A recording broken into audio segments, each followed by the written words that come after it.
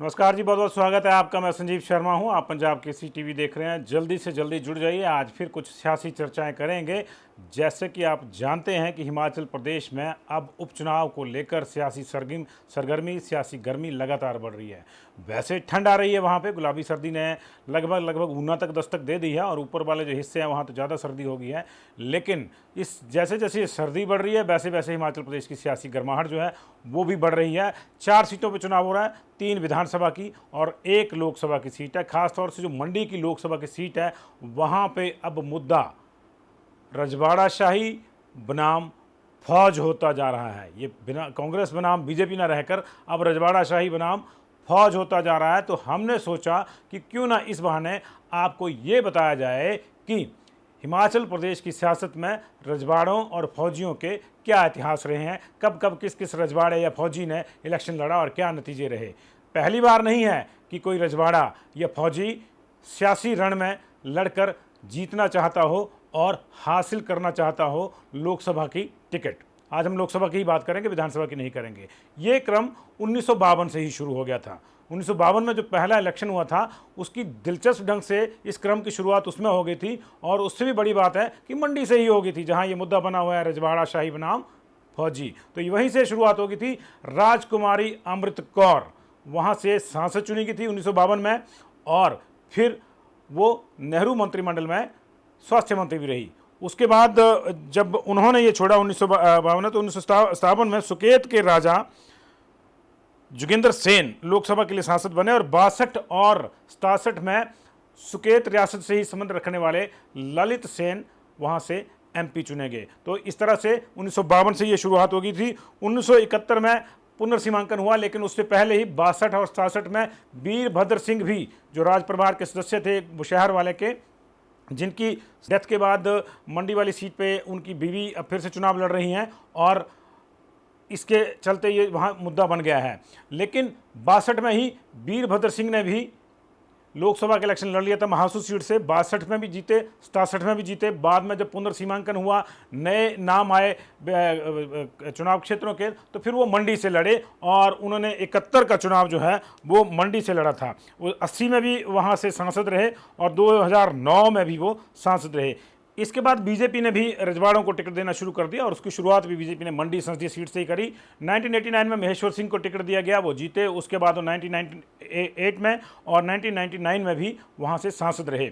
2004 में वीरभद्र सिंह वहाँ से दोबारा सांसद चुने गए और 2013 के उपचुनाव में उनकी पत्नी वहाँ से सांसद रही। तो इस तरह से वहाँ ये रजवाड़ों का मामला शुरू हो गया। लेकिन इस समय मंडी में एक फौजी ब्रिगेडियर खुशहाल सिंह ठाकुर जो करगिल से संबंध रखते हैं, करगिल के युद्ध से जिनका संबंध है, वो इस वक्त उनको चुनौती दे रहे हैं प्रतिभा सिंह को और उसी के चलते ये मुद्दा बना है। लेकिन बात अगर दूसरी कंस्टिट्यूंसीज की करें तो कांगड़ा में भी इस तरह से हुआ है। और राजवंश की बात करें तो 1977 में कांगड़ा से कटोच वंश के से संबंध रखने वाले कंवर दुर्गाचंद को जनता पार्टी के टिकट पे उतारा गया था और वो जीते थे। उसके बाद चंद्रेश कुमारी आई, उन्होंने 1984 में लड़ा चुनाव वहाँ कांगड़ा सीट से, वो जीती और इस तरह से वहाँ भी रजवाड़ाशाही का प्रभाव देखने को मिला। बात अब फौजियों की करते हैं। फौजियों ने भी जमकर पसीना बहाया है सियासी मैदानों पर। हालांकि उनको टिकट कम मिले हैं, रजवाड़ों के मुकाबले कम टिकट मिले हैं, लेकिन मिले हैं और लगभग सभी संसदीय सीटों पर, जो 4 संसदीय सीटें हैं उन पर टिकट मिले हैं। पहला जो आधिकारिक रूप से मामला था वो था 1991 के उपचुनाव का, जो लोकसभा का उपचुनाव हुआ था कांगड़ा सीट पर। वहाँ से डीडी खनूरिया, मेजर डीडी खनूरिया को टिकट दिया गया था। शांता कुमार मुख्यमंत्री बन गए थे 90 में, उन्होंने अपनी सीट खाली करी और उस सीट पे उपचुनाव हुआ, उसमें डीडी खनूरिया को टिकट दिया गया। डीडी खनूरिया ने सरकार के सहयोग का पूरा फायदा उठाया और वो जीते। उन्होंने चंद्रेश कुमारी को हराया। 2 साल के भीतर चंद्रेश कुमारी 2 चुनाव हार गई थी। पहले वो शांता कुमार से हारी थी, फिर वो डीडी खनूरिया से हार गई और इस तरह से उनको एक बड़ा सियासी झटका भी लगा। ये सीधा मुकाबला था उस समय का, जैसे आप मंडी में हो रहा है, सीधा मुकाबला उस समय भी राज परिवार और फौजी के बीच में कांगड़ा में हुआ था। वो भी दिलचस्प था। वहाँ भी रानी थी और दूसरी तरफ में मेजर थे। यहाँ जो है ब्रिगेडियर हैं और दूसरी तरफ राज परिवार की सदस्य के रूप में रानी जिनको कहते हैं प्रतिभा सिंह हैं।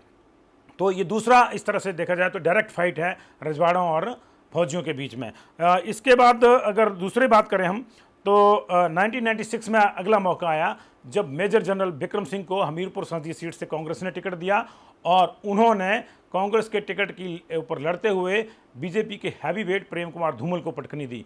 वो उस समय के तक और अब तक सबसे बड़े रैंक वाले फौजी हैं जिन्होंने चुनाव लड़ा था। मेजर जनरल बिक्रम सिंह अब तक का सबसे बड़े रैंक वाला फौजी आप कह सकते हैं जिन्होंने हिमाचल प्रदेश में चुनाव लड़ा। हालांकि उन्हीं के रैंक के बराबर major general RS Dayal, Ranjit Singh Dayal, जो ब्लू स्टार फ्रेम है, अगर आपको याद होगा तो उन्होंने भी चुनाव लड़ा था इंडिपेंडेंट। तो 2004 में लड़ा था, 4000 के आसपास उनको वोट मिले थे, जनता दल सेकुलर से वो जीते थे। लेकिन हम चर्चा कर रहे हैं फौजियों और रजवाड़ों की। तो फौजियों की बात हो रही है, उसके बाद जो अगला मौका आया उसमें अच्छा परफॉर्मेंस रहा।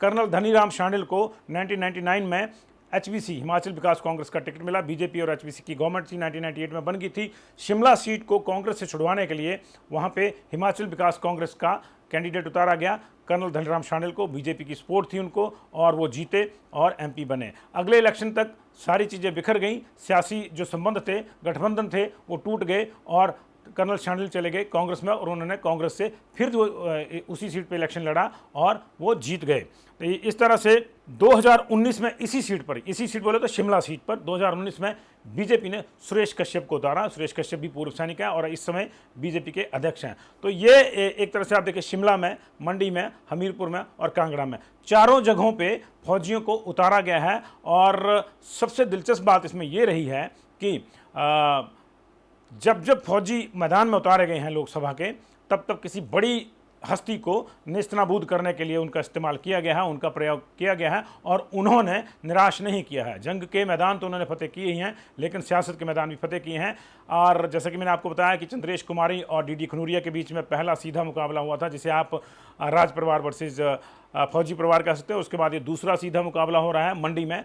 कौन जीतेगा कौन हारेगा फैसला तो 2 तारीख को होगा नवंबर की, जब रिजल्ट आएगा। लेकिन हमने सोचा कि आपको हिस्ट्री बता दें। बहुत से लोग होंगे जो इस तरह की रिपोर्टिंग करेंगे कि आज उसने ये बोल दिया, आज उसने वो बोल दिया, उसने उसका अपमान कर दिया, उसने उसका सम्मान कर दिया। इस तरह के मुद्दों से इतर हमारी पंजाब केसरी की कोशिश है कि आपको थोड़ा इतिहास में झांकने का मौका दें, ताकि आप भी देख सकें कि कहाँ कहाँ जो है इस तरह से चुनाव लड़े हैं। इसके अलावा अगर हम बात करें तो 1999 में जैसे मैंने आपको बताया कि HVC के मेजर शिवराम भी लड़े थे, हमीरपुर सीट पे इंडिपेंडेंट लड़े थे। जनरल दयाल की चर्चा मैंने आपको करी, 2004 में लड़े थे, तो मेजर शिवराम भी लड़े थे। और इसी तरह जो है हमीरपुर सीट से ही एक और हमारे पास फौजी लड़े थे, कर्नल मतवार सिंह, कर्नल रैंक के, वो भी इंडिपेंडेंट लड़े थे। लेकिन पार्टियों के टिकटें जो है मोटे मोटे मैंने आपको बताया। ये सिर्फ जो हम चर्चा कर रहे थे, ये चर्चा सिर्फ और सिर्फ लोकसभा की थी। मैं एक बार फिर से कह दूं, क्योंकि विधानसभा में अलग से इस तरह के टिकट आवंटन हुए हैं, जहां फौजियों को टिकट गया है, रजवाड़ा शाही हावी रही है विधानसभा में भी, तो उसकी चर्चा तब करेंगे जब विधानसभा का आम चुनाव होगा। लेकिन फिलहाल क्योंकि हाई प्रोफाइल मुकाबला मंडी में है और प्रदेश ही नहीं पूरे देश की निगाहें उस पर हैं, क्योंकि जो सीट है उस पर जो चुनाव हो रहा है, एक तो बीजेपी के सांसद की आत्महत्या के बाद हो रहा है, दूसरा वीरभद्र सिंह की डेथ के बाद उनकी पत्नी अब अपना पॉलिटिकल कैरियर आगे बढ़ाने जा रही हैं। तो एक तरह से बहुत दिलचस्प मुकाबला वहाँ पे बना हुआ है और फैसला तो आप ही ने करना है।